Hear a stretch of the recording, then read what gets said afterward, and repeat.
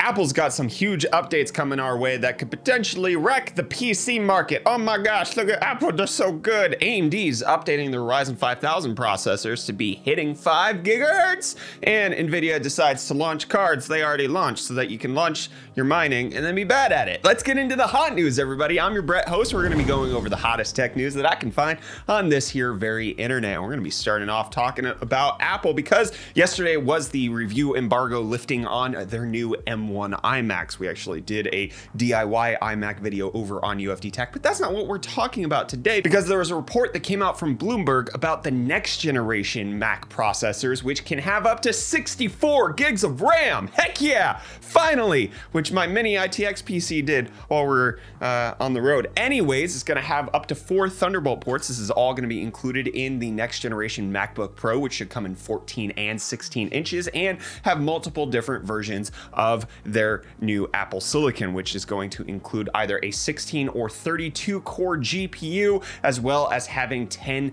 CPU cores, 8 high performance cores and 2 low power cores. So making it a lot faster than the current generation M1s, especially in the GPU department. Could this possibly be the start of the gaming side of things that Apple's trying to unveil? Probably not. They still have to do a lot of work on their ecosystem in order to scale that out more effectively. Just support Vulkan. Somebody in our Discord brought this up, which, by the way, in case you want to participate in the hot news community, you want to suggest something for me to talk about in hot news, you could come join our Discord and participate there. But the idea that just if Apple supports Vulkan, we'd have so many games. All right, just do it. Vulkan on Mac OS. Also included in these leaks are the fact that it's going to have a MagSafe connector, HDMI out, and an SD card slot on their Pro lineup, which they got rid of years ago. So it does seem like Apple's returning to form to some extent. They cut things because Intel wasn't good.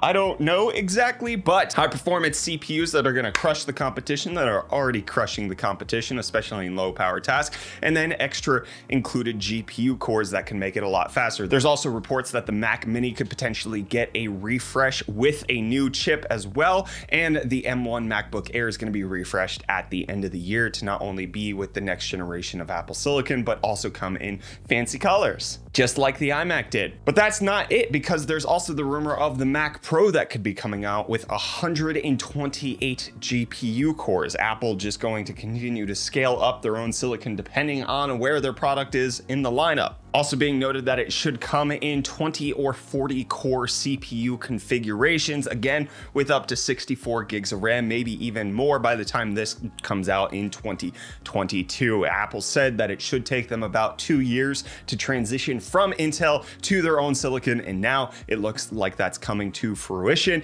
and we should have higher evidence of faster performance parts from them later this year, and then even faster next year with them continuing to develop them and go leaps and bounds in the whole like doubling the core stuff that, you know, Moore's Law was supposed to be about. But with the launch of the M1 iMac yesterday, it also came out from this Bloomberg report that Apple had a bigger iMac planned, a 30 to 32 inch one that they decided to put on pause while they developed the 24-inch model. Apparently they thought that this was the correct way to go. This was going to be the hot seller, so they rushed this one out the door, although it doesn't necessarily feel rushed based on the reviews that I've seen. It's actually a remarkably good product that's thin, light, kind of could have a few changes like being a little bit thicker so that you don't have to have the computer down below to have the chin, but it does look to be like a pretty good seller, and Apple wants that to happen. Here's a look at the MacBook Air that could potentially have fancy colors just like the M1 iMacs got launched yesterday with. I mean, Apple must be really tired of carrying the entire computer industry on their backs with exciting launches. Nvidia and AMD did their stuff last year and they can't even produce enough. At least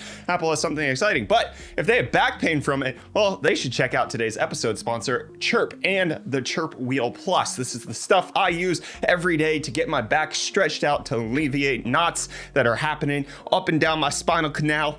Is that what it's called? Because the Chirp Wheel is simple. It's the world's simplest back pain relief. It relieves tension along the spine and between the shoulder blades by using its unique 4-way stretch that stretches the muscles around the spine both length and width-wise for the deepest possible stretch. It can also support up to 500 pounds, and it's an FDA-registered Class 1 medical device, and you can use your health savings account to purchase it if that interests you. You should try out Chirp at the link in the video description. Everybody I've talked to who's used it, loves it. My wife and I use it every single day, and it's been one of the most popular ad spots we've done here on Hot News. So big thanks to Chirp for sponsoring today's episode. And now let's get into AMD and their next gen CPUs, which are still Ryzen 5000, but we're supposed to be getting a B2 stepping, which is essentially just a kind of re-release of what's going on. A 5950 XT could be possible here, 16 cores, 32 threads, up to 5 gigahertz. So AMD finally hitting that 5 gigahertz threshold on a retail chip, as well as the 3600 XT. It doesn't look to be that much faster than the 5600X that's currently out there on the market, but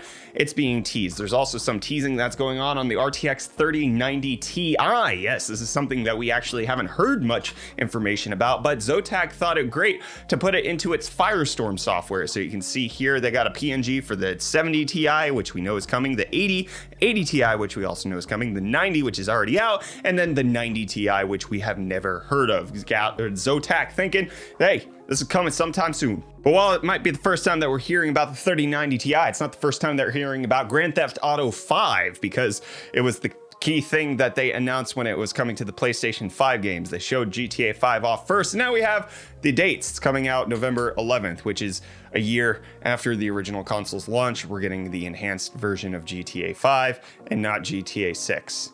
Thanks, Rockstar. I'm so excited. For the GameStop Bitcoin update! GameStop, a 0.04%. Okay, it went up a little bit. Had a good day. It chunked along for a while and then just decided to scoot itself right back into nothing. Bitcoin down 3%. Still having a rough time in the market. $811 billion market cap. That's worthless. That's less than Apple. How can you be worth less than Apple? That's disgusting. $43,000. Ethereum down 0.32% as well. And then Dogecoin still continuing its downward slide, down 4.38% as of the time of recording. Crypto, Krypton. Let's talk about what might not be bad. Ford's F-150 Lightning, which got unveiled at a speech with President Biden yesterday ahead of today's announcement of like the official unveiling of the F-150 Lightning. It's just going to be their electric pickup truck. We don't have a whole lot of details, but you can see the picture of what it looks like next to the other F-150s. You can see it has a continuous running light beam across the front. It doesn't have the grill for air intake because battery electric vehicles don't really need that because they don't have an engine. But Tesla needs to sell their cars, and apparently they can't, according to a new report that Tesla has over 10,000 vehicles on factory hold due to a logistical nightmare. You can see all of those cars at their Fremont factory. They are on a containment hold because there appears to be a part that is missing to go into all of these vehicles, which it does seem like it only needs to be replaced by their service advisors or their service centers. It could just be done very quickly, and it seems like it's something that's done after you produce the car, but they don't have it. There's some sort of supply chain shortage. Tesla's not saying much on it, just people aren't getting their cars. 10 to 20,000 vehicles affected.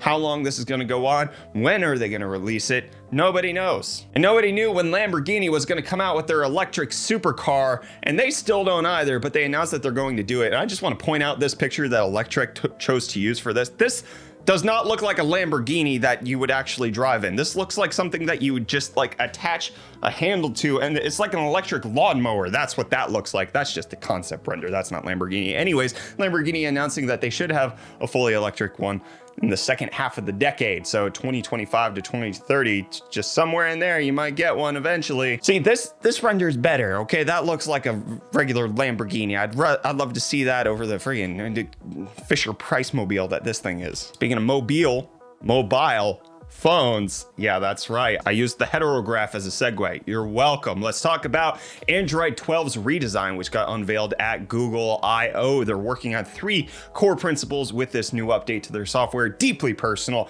private and secure, and better together. So they're going to give you customized wallpaper that takes on like your notifications kind of look like the theme of the wallpaper that you have and all of that. And then they make it so that it's better in performance. CPU time is reduced by 22%, and big core use by the system servers done by 15%. You can see here some of the new notification stuff that they have coming out, which looks slightly different with it being on the right hand side, the new Android 12. Them also announcing that they're giving you a locked folder for your Google Photos, so that if somebody's swiping on your phone, you give your phone to your mother and say, hey, look at this cute picture that I took of my baby boy yesterday. And you don't want her to swipe right, because right there is the most horrendous image you have on your phone.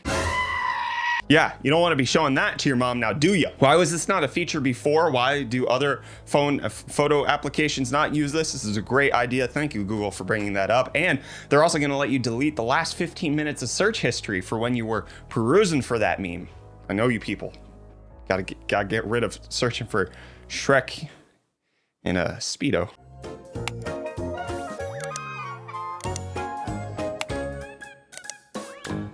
Can't let your parents know about that one. Google also announcing that they're going to be turning to geothermal energy to meet their 24/7 carbon-free energy goal for all of their servers. No real details on how this is going to be implemented, but it should be coming out sometime soon. Spotify also announcing that they're going to be able to auto-transcribe podcasts. That should be rolling out in the upcoming weeks, with it being rolled out to a few podcasts right now, and then it's going to have a wider reveal later. And it's been revealed that you can deep fake localization dubs of actors' performances in a way that might be more convincing than just having audio that doesn't match the video that's currently going on. A company called Flawless is working on deepfakes where they can take the actual actor's performance and then deepfake some different lip movements into it so that you could have a different version of the film be presented in different regions, but it would actually look like they're actually speaking whatever word they are happening to bring forth and the video that's happening. Obviously, this one from Jack Nicholson and A Few Good Men is being the demonstrated one, but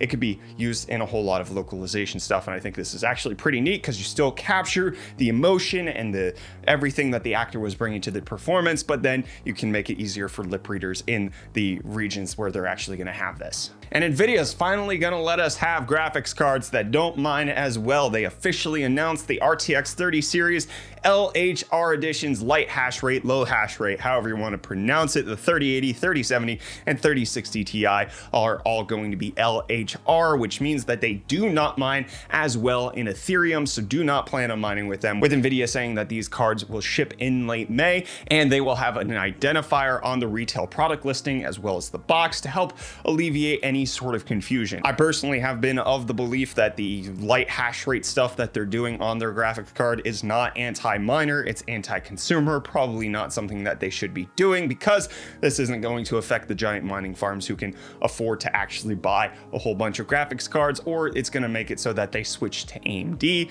if they can get their hands on those cards. Doesn't necessarily alleviate some of the bottlenecks, it just kind of pushes it down the line to the everyman who wants to mine on nice hash after they're done with their video games overnight to heat the house and to make a little bit of crypto cash. And you're going to need all that crypto cash to buy GPUs because it came out that GPUs are 2 to 3 times the price. You should check out yesterday's episode of Hot News right there so you can understand what I'm talking about.